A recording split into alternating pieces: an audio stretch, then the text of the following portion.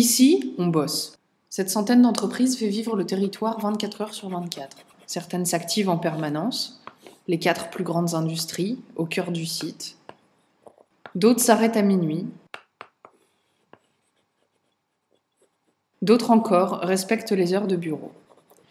Mais ces hommes, ces travailleurs qui viennent de loin et à toute heure, que leur offre ce semblant de ville à part ce précieux salaire? Comment peuvent-ils profiter de ce territoire qui les fait travailler sans les accueillir? Ne sont-ils pas pour l'instant qu'une population niée de plus de 3500 individus, comme une petite ville dans la ville? Alors quelle stratégie urbaine pouvons-nous employer pour intégrer le travail et les travailleurs dans le futur de Villeneuve-le-Roi? Amener une mixité programmatique serait déjà une étape qui nous semble indispensable pour que cette ville se développe en tant que telle, que ses fonctions et ses activités cohabitent et partagent plutôt que de coexister passivement. Que cette ville cesse de n'être qu'une succession d'unités monofonctionnelles sur un toit découpé, zoné, horizontal. Mais où amener de la mixité? Nos précédentes analyses ont montré que l'axe de la Carrel est extrêmement emprunté par tous les usagers du site. Lycéens, ouvriers, résidents, etc. Surtout parce que la gare RER se trouve en bout. La gare, c'est un peu l'allégorie du temps, de l'attente. C'est l'espace de l'activité permanente, toujours 24 heures sur 24, par laquelle tout le monde passe. Mais cette gare est particulièrement malmenée par les infrastructures. Elle est vide, ne génère aucune urbanisation, aucun rayonnement, simplement fonctionnaliste. Ne serait-ce pas le point stratégique rêvé pour introduire de la mixité dans ce terrain divisé? Tout est à faire. Offrir une vraie porte d'entrée à la ville, qui soit vecteur d'urbanité, une interface entre Villeneuve-Village et notre territoire sans nom, un terrain d'activité, d'aménité, d'échange, mais aussi de récréation, mettant en valeur les qualités déjà existantes du territoire, comme le canal et la beauté de certains édifices industriels. Un quartier, en fait, un vrai, qui offre aux travailleurs, comme à tous, autre chose quand ils descendent du train que ce paysage abandonné en pleine désuétude. La mixité, c'est un bien grand mot. Beaucoup disent que c'est impossible, mais la division existante ne semble pas fonctionner non plus. Alors allons-y, essayons. D'abord, reposons certaines règles. Que la mixité marche, il faut un minimum de proximité, tout ça pour que l'échange soit possible. Nous devons donc densifier. Le coefficient d'occupation des sols autorisé est de 0,6 à Villeneuve-le-Roi. Pourtant, le COS appliqué dans ces zones pavillonnaires et industrielles n'est que de 0,3 ou 0,4. Notre projet ambitionne alors de le monter jusqu'à 1,3, ce qui correspond à la densité d'un centre-ville, convenable et surtout durable. L'étude a montré que l'écart entre le logement et le travail est considérable. Nous avons peut-être là aussi l'occasion d'intégrer les ouvriers et travailleurs dans notre programme de logement.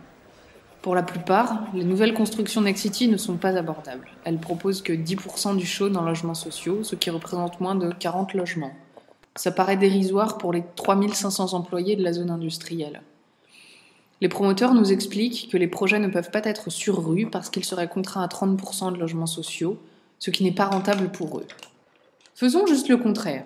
Nous proposons donc 30% de logements sociaux dans notre projet, avec un 30% patronal au lieu de l'unique pourcentage habituel. Donc, 45 000 m² aménagés, on applique un COS de 1,3, ce qui donne un chaume de 58 500 m². On gagne 65% de logement, ce qui donne 38 000 m² de logement, sachant que la surface moyenne d'un logement est de 68 m², on a 559 logements, on garde 30% de logements sociaux, donc 170 logements sociaux disponibles, dont environ 50 logements, qui correspondent au pourcentage patronal. Pour gérer ces logements, nous proposons de créer une coopérative des entreprises de la ville qui puisse servir de relais avec la municipalité pour transmettre directement les demandes de logement des travailleurs. Grâce à cette gouvernance de proximité, les employés de la ville seront privilégiés, intégrés dans les stratégies municipales et assumés sur le territoire. Mais quelle forme donner à la mixité ?